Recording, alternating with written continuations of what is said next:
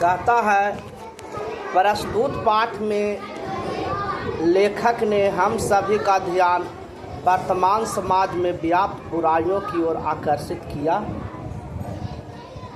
तथा साथ ही यह भी स्पष्ट किया है कि आज भी सच्चाई में मानवता जीवित है, इसलिए निराश होने की ज़रूरत नहीं है। इसे सही मार्ग अपनाते हुए जीवन बिताना है। कहता है, मेरा मन कभी कभी बैठ जाता है। समाचार पत्रों में डकैती, चोरी, तस्करी और भ्रष्टाचार के समाचार भरे रहते हैं। आरोप प्रत्यारोप का कुछ ऐसा वातावरण बन गया है, लगता है देश में कोई ईमानदार आदमी नहीं रह गया है। हर व्यक्ति संदेह की दृष्टि से देखा जा रहा है। जो जितने ही ऊंचे पद पर है उनमें उतने ही अधिक दोष दिखाए जाते। कहता है, एक बहुत बड़े आदमी ने मुझसे एक बार कहा था कि इस समय सुखी वही है जो कुछ नहीं करता। जो कुछ भी करेगा उसमें लोग दोष खोजने लगेंगे, उसके सारे गुण भुला दिए जाएंगे और दोषों को बढ़ा चढ़ा कर दिखाया जाने लगेगा। दोष किस में नहीं होते? यही कारण है कि हर आदमी दोषी अधिक दिख रहा है, गुणी कम या बिल्कुल ही नहीं। स्थिति अगर ऐसी ही है तो निश्चय ही चिंता का विषय है। कहता है, क्या यही भारतवर्ष है जिसका सपना तिलक और गांधी ने देखा था? रविंद्रनाथ ठाकुर और मदन मोहन मालवीय का महान संस्कृति सभ्य भारतवर्ष किस अतीत के गह्वर में डूब गया?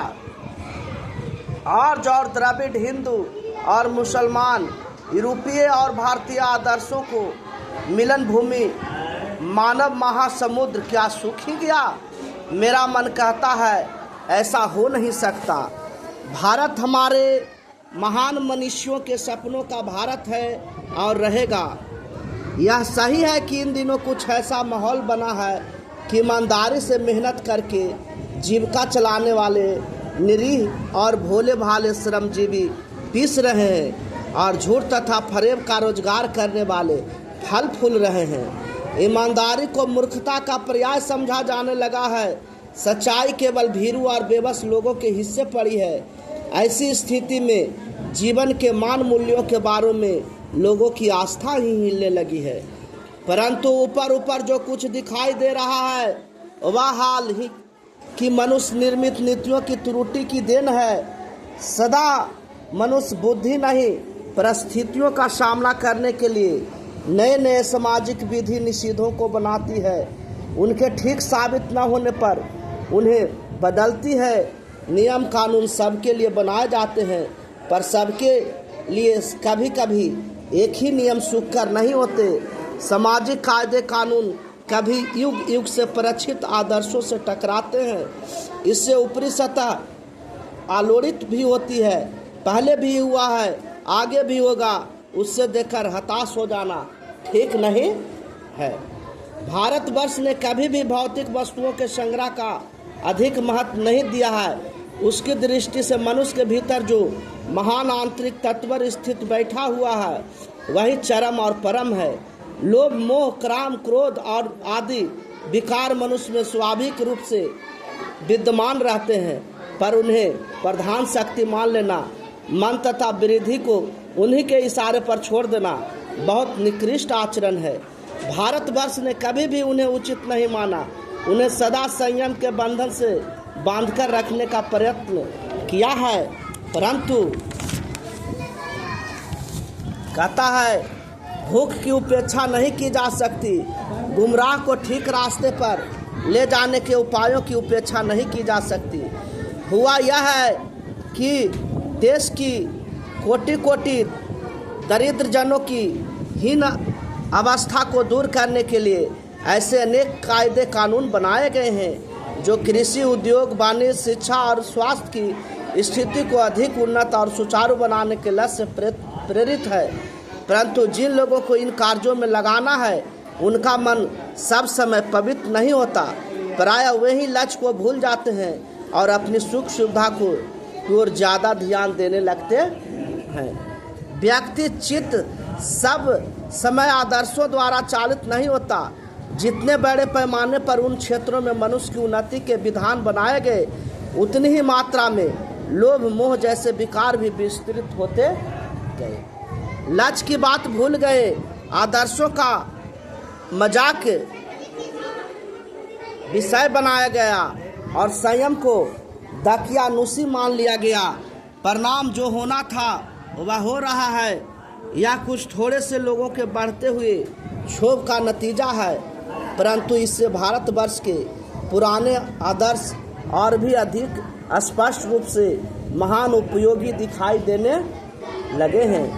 भारतवर्ष सदा कानून को धर्म के रूप में देखता आ रहा है।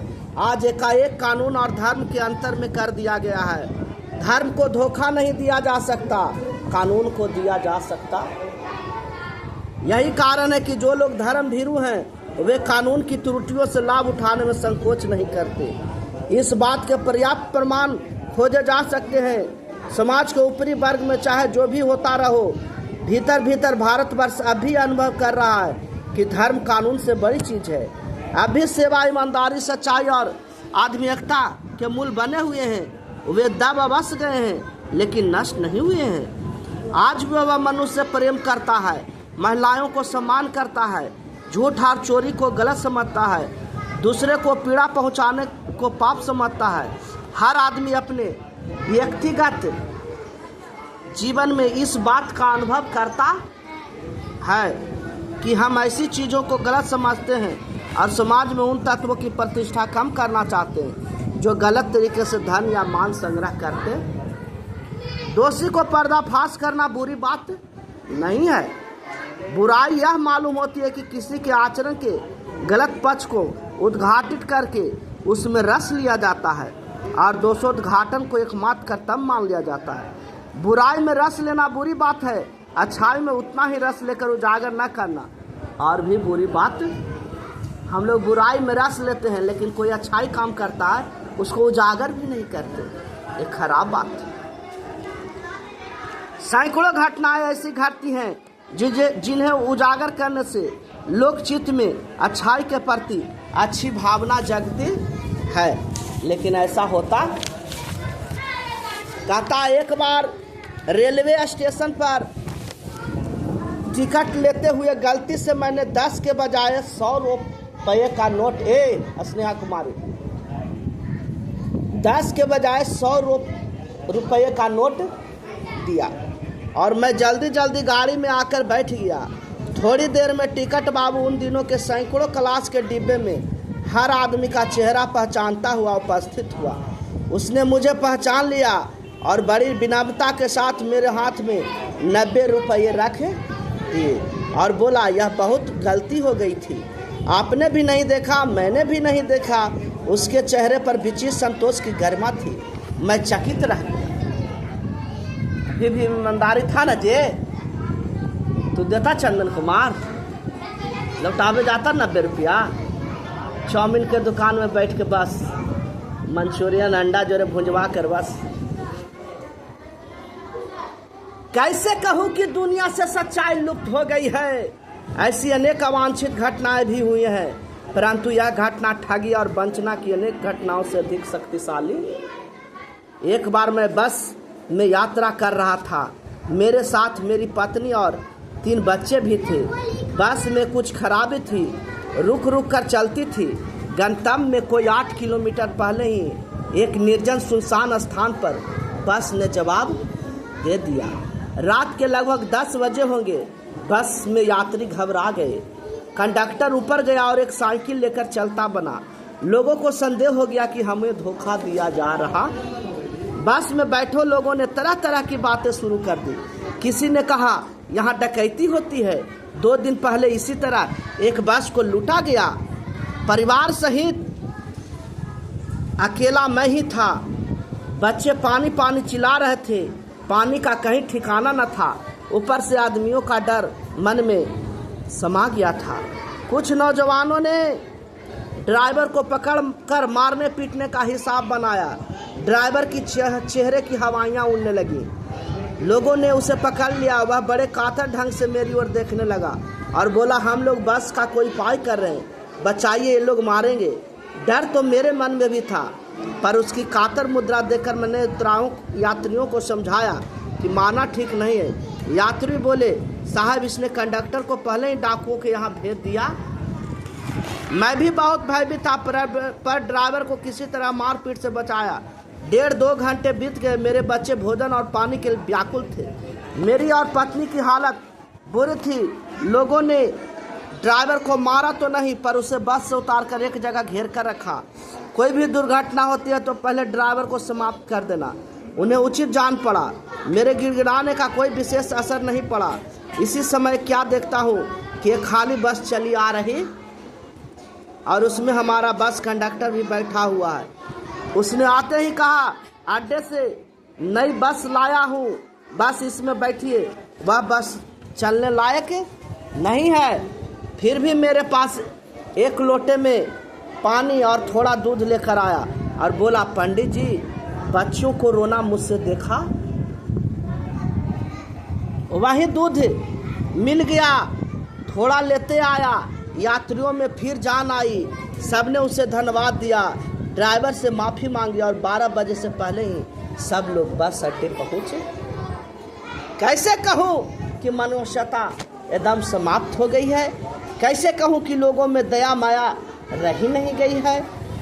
जीवन में जाने कितनी ऐसी घटनाएं हुई हैं जिन्हें मैं भूल नहीं सकता। ठगा भी गया हूँ, धोखा भी खाया हूँ, परंतु बहुत कम स्थलों पर विश्वासघात नाम की चीज़ मिलती है। केवल उन्हीं बातों का हिसाब रखो जिनमें धोखा खाया तो जीवन कष्टकर हो जाएगा। परंतु ऐसी घटनाएं भी बहुत कम नहीं है जब लोगों ने अकारण सहायता की है, निराश मन को ढाढ़स दिया है और हिम्मत बंधाई है। कबीरदास रविन्द्रनाथ ठाकुर ने अपने प्रार्थना गीत में भगवान से प्रार्थना की थी कि संसार में केवल नुकसान ही उठाना पड़े, धोखा ही खाना पड़े, तो ऐसे अवसरों पर ही प्रभु मुझे ऐसे शक्ति दो कि तुम्हारे ऊपर संदेह न करूं। मनुष्य की बनाई विधियां गलत नतीजे तक पहुंच रही हैं, तो इन्हें बदलना होगा। वस्तुतः आए दिन इन्हें बदला ही जा रहा है, लेकिन अब भी आशा है कि ज्योति बुझी नहीं है। महान भारतवर्ष को पाने की संभावना बनी हुई है, बनी रहेगी। मेरे मन निराश होने की ज़रूरत नहीं है। आचार्य हजारी प्रसाद द्विवेदी का लिखा हुआ